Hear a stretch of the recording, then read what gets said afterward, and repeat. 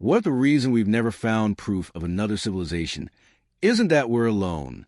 What if it's that every civilization before us was told the same thing, in the same way, by the same visitor, and every single one of them made the same choice?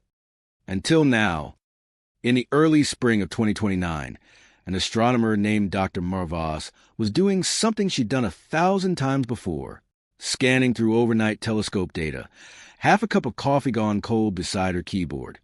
Looking for nothing in particular, she found something anyway, an object moving through the outer solar system on a hyperbolic path, meaning it wasn't orbiting the sun, it was passing through, just like two other visitors before it, back in 2017 and 2019. Interstellar wanderers, rocks and ice from other stars, tumbling through our neighborhood on their way to nowhere in particular.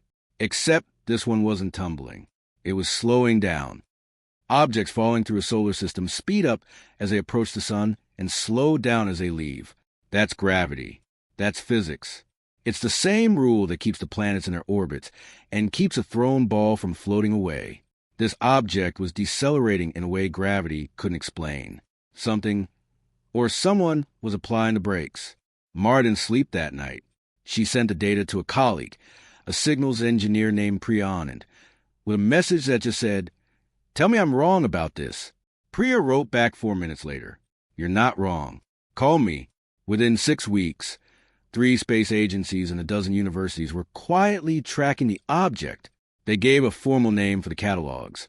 3I/Halcyon, the third confirmed interstellar object on record. But inside the small circle of people who understood what they were looking at, it had a different name. They called it the Visitor. Spectroscopy showed something strange in its surface composition. Trace isotopes that shouldn't occur together naturally. Not impossible. Just unlikely. The kind of unlikely that makes a scientist sit up a little straighter. Then came the radio bursts. Short, structured, repeating at intervals that didn't match anything natural. Not pulsar rhythm, not thermal noise, not any known process. And they weren't broadcasting outward into space. They were aimed at Earth. "It's not a comet," Priya said during a call that would later be leaked and replayed 1,000,000 times online. Comets don't listen. Here's where the story could have gone the way it's gone before, throughout human history. Every time we faced something we didn't understand, fear, silence, control, government advisors moved fast. A closed-door meeting was called at the Pentagon less than 72 hours after the radio bursts were confirmed. Mara was in the room. So was a man named Admiral Grant Whitfield, whose job, as he put it, was to assume the worst until proven otherwise. "We go dark," Whitfield said. "No public statement. No open data. We do not confirm intelligence is behind this until we understand what it wants." Mara pushed back. "With respect, sir, we had 2 other interstellar objects pass through and never understood anything about them, because we didn't have enough eyes on the problem. This is different. If this is what we think it is, the only chance we have of understanding it in time is if the whole world is looking, not just us. And if it's a threat, then the whole world needs to know that too." The vote didn't go her way. Not at first. For 11 days, the object's existence was classified. Then a graduate student in Chile, who had independently spotted the same anomaly through a public research telescope, with no idea it was already a secret, posted her data online with a simple caption. "Does anyone else see this?" By morning, it was everywhere. And in that moment, something happened that no government meeting could have planned or stopped. The world didn't panic. It got curious. Amateur astronomers from 6 continents pointed their telescopes at the same coordinates.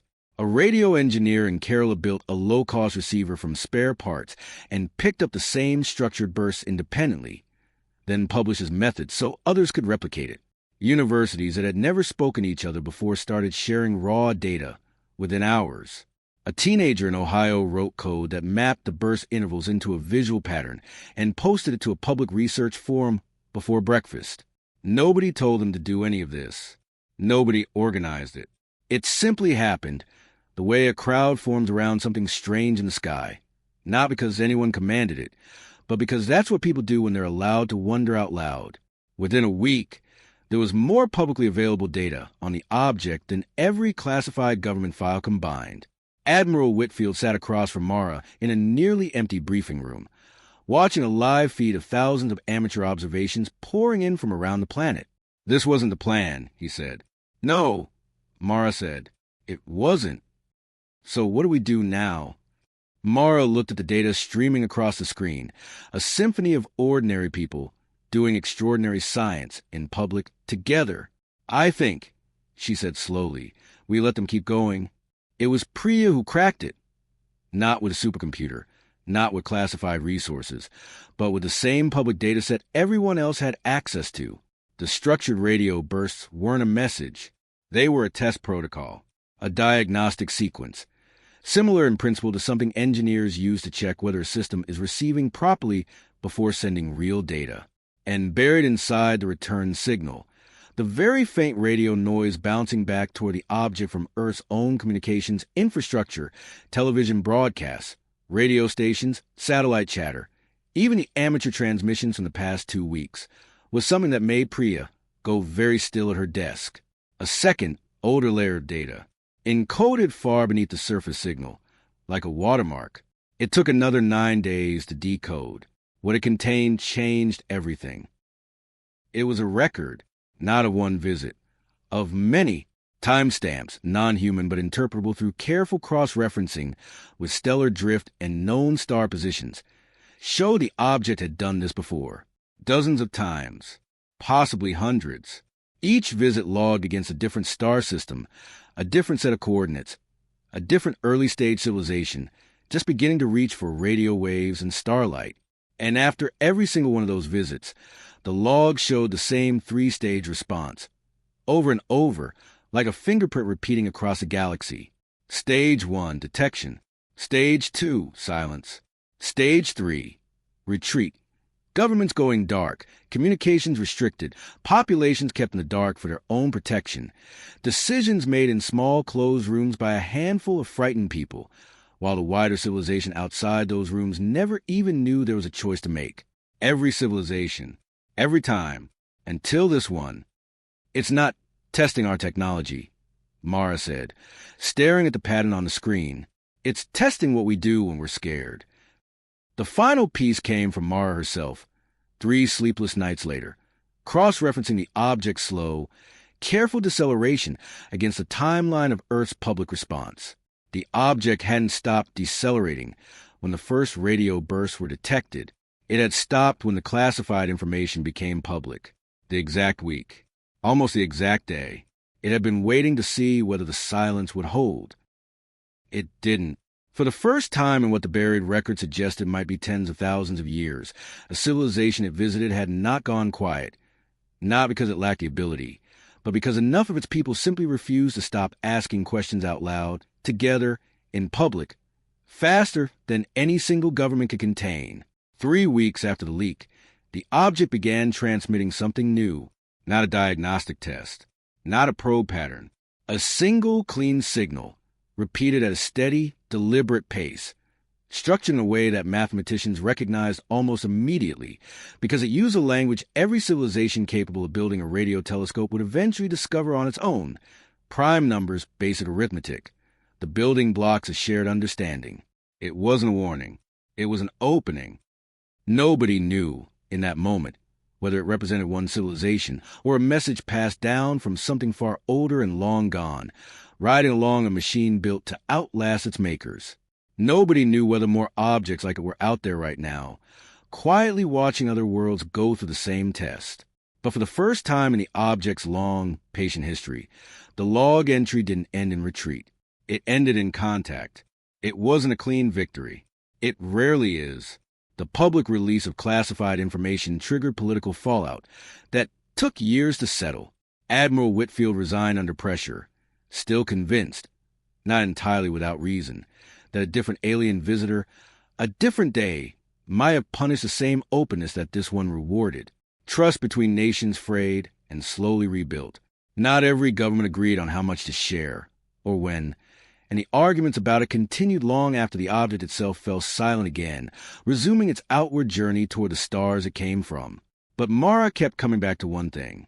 Humanity hadn't passed the test because it was fearless. People had been afraid.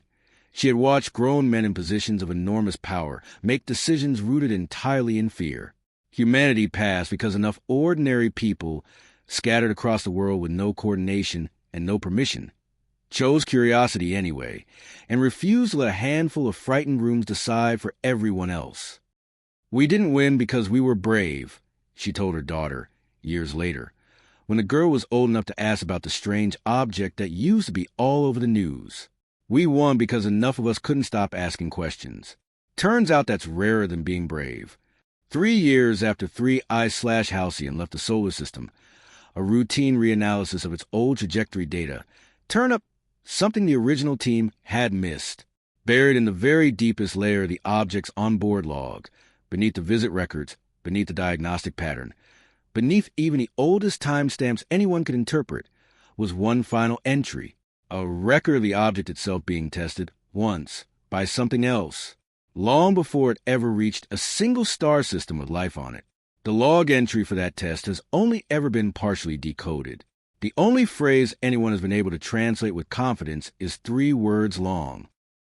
It also wondered. No one has been able to explain what tested the tester, or whether it's still out there watching the watchers, waiting to see what they do next. Could this actually happen? What's real? Interstellar objects passing through our solar system are real and confirmed. Oumuamua in 2017 and Comet 2I/Borisov in 2019 were both genuine visitors from beyond our solar system, and scientists continue to track new interstellar objects using modern survey telescopes. The unusual, non-gravitational acceleration of Oumuamua was real and remains only partially explained by mainstream science. Most researchers attribute it to natural outgassing, though the object's exact nature is still debated. What's scientifically possible? Detecting structured, non-natural radio signals from an object is exactly what real SETI, Search for Extraterrestrial Intelligence, research is built to do, and is a legitimate, ongoing field of science. The idea of a probe built to last tens of thousands of years and visit multiple star systems is speculative but not physically impossible. It's a real concept studied under the name Bracewell probes, first proposed by scientist Ronald Bracewell in 1960 as a serious hypothesis for how a civilization might make contact across vast distances.